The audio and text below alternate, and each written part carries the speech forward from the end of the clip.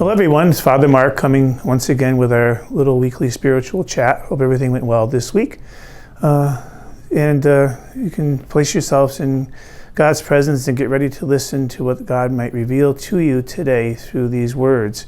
I'm going to return to the topic that we opened up last week, the will of God, and reference once again Jean-Pierre de Caussade's work, The Joy of Full Surrender, because he has so many good, wonderful things in here that are beneficial to us as we try to understand how God works and acts in our lives. And before we get to the actual point of today, I want to just move into that by looking back on a couple of things that we opened up to and began to address last week, but I would like to revisit again. With regard to God's will, remember now, God's will has nothing to do with the particulars. It's not like it's a preconceived idea that we have to kind of figure out. I think we mentioned that last time. That I don't have to try to get into the head of God to find out, okay, what does he want from me? And what does he have in store for me? God's will is something that's much more creative than that. It's much more personal than that. And we mentioned last time that it's the salvation, the health, and the life of both body and soul that God is really concerned about. So ultimately, if we talk about salvation, health, and life, we're really talking about happiness, aren't we? And so finding our true sense of self and being able to express that self in relationship with God really is happiness, and hence the will of God. So in short, God wants what is best for us. And so the avenues that comes are less important than the fact that it is coming. And Jean-Pierre says some interesting things about that. He said, we can truly be instructed only by the words that God speaks to us personally. No one grows in knowledge of God either by reading books or by curious historical research. These means give us only a vain and empty knowledge, which serves only to confuse us and inflate us with pride. That which truly instructs us is what comes to us by the will of God from moment to moment, So he's telling us that we can certainly do a lot of reading about God. We can study sacred scripture. We can study theology. We can read spiritual books. We can get all of this head knowledge that has to do with God, religion, and faith. But all of that just simply often serves our pride and doesn't place us in touch with the presence of God itself. That is something that is revealed moment to moment. And he goes on afterwards and tells us that it really becomes what we could refer to as experiential knowledge. So we have head knowledge of facts, but experiential knowledge is the knowledge of personal encounter. It comes when I begin to really have a sense of the vibrant presence of God in my life, not just in my thoughts, but also in my very essence of soulness, right? So he goes on, he says, set aside what is said to others, but listen to what is said to you and for you. You will find enough in that to exercise your faith, because this interior language of God, by its very obscurity, exercises, purifies, and increases your faith. So the bottom line is, what is God saying to you? Okay, we all come to life with experience. Some of us may find ourselves a little bit more preoccupied, anxious, stressful, doing okay, however we are. We may find ourselves at a good place in life. We may find ourselves at a struggling place in life, a challenging place in life, a hurtful place in life. So wherever we are at, the question becomes, what is God doing with it? And that's not something we find by reading a book about what happened to somebody else in their life, but what's happening right now to you, and what is God saying to you moment to moment as we walk through these experiences? Where are we being led? Where is God bringing us? What is his presence revealing to us about him, about us, about the world, about others? Okay. So to help us with that, I would like to actually read a small chapter of his book today as our reflection, because he really has some profound things to say in here. And I think they'd be helpful to us as we try to search for look for, reveal God's presence in the moments of our life. So he says to us, what great truths are hidden from the eyes even of Christians who think they are most enlightened? How few among them understand, and this is what's very important, few among them understand that every cross, every circumstance, every leading of the will of God gives us God himself in a way that can best be explained by comparing them with the most majestic mystery of all, the Holy Eucharist. Yet what is more certain? Does not reason as well as faith reveal to us the presence of divine love in all creatures and in all the events of life, just as indisputably as the words of Jesus Christ and of the Church reveal the presence of the sacred flesh of our Savior under the Eucharistic elements? Do we not know that by all created things and by every event, God's love desires to unite itself to us? Let's stop there for just a moment. Do we not know that by all created things and by every event, God's love desires to unite itself to us? So there's the piece, okay? So in whatever is happening in our life, it is really still God's love desiring to unite itself to us, with us. So whether it's a painful event, a joyous event, an anxious event, whatever it is, that event carries with it the power to have God unite us with his love. And so as we go about the business of our lives, then everything becomes a sacramental moment. Everything becomes a Eucharistic moment, an encounter with God in a very intimate and profound way. What we need to do is begin to look for that, begin to understand that, begin to be with that, so that we're not always just looking in the past at what was done before, or looking to the future at what may happen tomorrow, but that we're living moment to moment with the presence of God.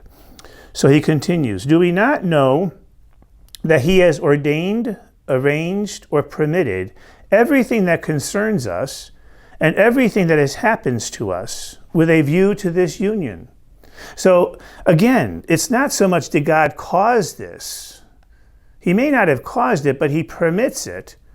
But then he has the power, because he's God, to use it to achieve that end of union, to reveal his love in and through us, so that in and through that, I'm always brought to this place of goodness, okay? Even though the road may be rocky, and I may not see that at all times, the end result is always this potentiality for union with God's love. This is the sole end of all his designs. To attain this, he uses the worst as well as the best of his creatures, and the most distressing events as well as those that are pleasant and agreeable. And the more naturally repellent the means of that union, the more deserving of esteem it becomes. So here we are, the most distressing events. How many of us, myself included, often look at stuff that happens to our life, and why do I have to go through that? Why am I being asked to carry this cross? We do all of this stuff with the why.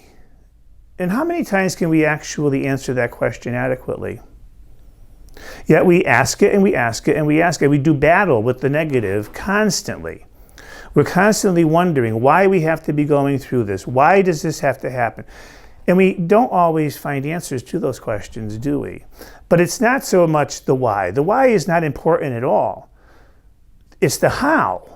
And it's the how is God using this to bring about his divine will, which is union with his love. That's it. You know, so it's such a beautiful concept and such a freeing one if we can begin to believe it. And if we can begin to internalize it, so that when we're encountering our day-to-day, moment-to-moment stuff, whatever that may be, the lens that we use to look at it becomes more clear, true, real, and divine. And in that sense, then, we free ourselves from the burden of having to try to figure it all out and, as he tells us, abandon ourselves to the presence of God. He goes on to say, if this is true, why should not each moment of our lives become a form of communion with the love of God? Valid question. If this is true, that God is using moment to moment to bring about his will in our lives, divine union with him, then why should not each moment of our lives become a form of communion with the love of God? And why should not this communion of every moment produce as much fruit in our souls as that which we receive in the communion of the body and blood of the Son of God? The Holy Eucharist, it is true, has a sacramental efficacy that the sacrament of the present moment cannot have. But, on the other hand, how much more frequently can this form of communion be repeated? So, in other words, we all desire, ultimately, to unite ourselves in communion sacramentally with the body and blood of Christ. That's the highest and most perfect form of encounter with God. There is no doubt about that. But our daily encounters, our moment-to-moment encounters, can also be equally as profound if we open ourselves to them, and opportunities to encounter God's divine love in a concrete, real, authentic, and true way. And this opens up encounters with creation, my brothers and sisters. All of it becomes a sacramental moment. It all becomes an opportunity for God to bring us closer to himself.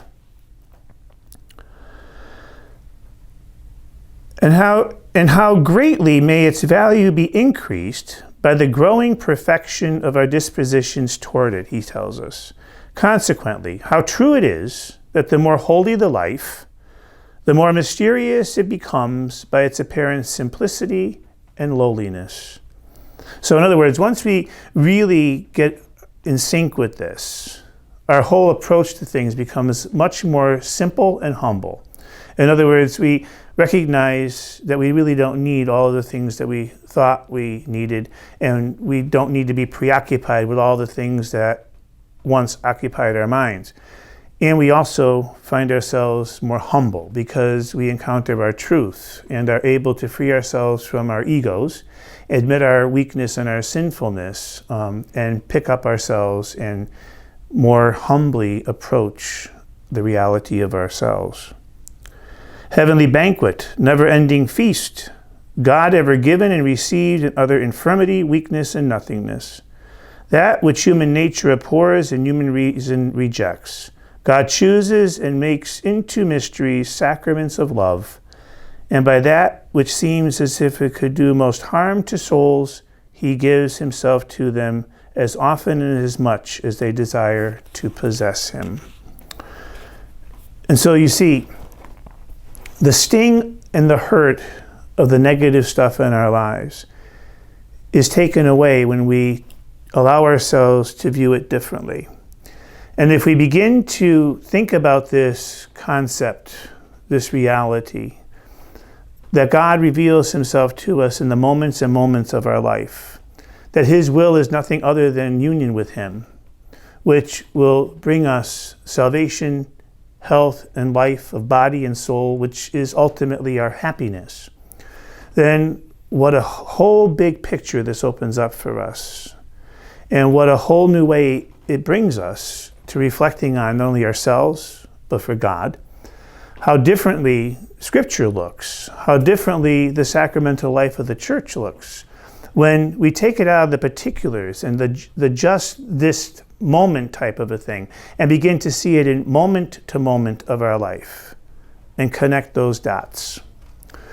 So my prayer for you this week is that you'll begin to be able to see that God ultimately wants what is best for you. That even in the hurtful and the negative, God can still and still does accomplish that work. That it doesn't necessarily have to be an easy road. The rocky road can also reveal the perfection of his love.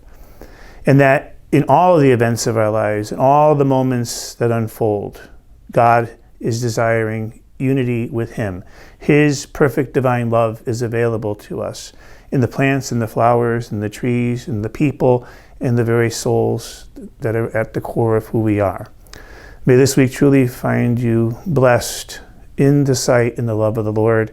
May you find yourself walking closer with him and more aware of his abundant, divine, merciful love in your life. God bless you.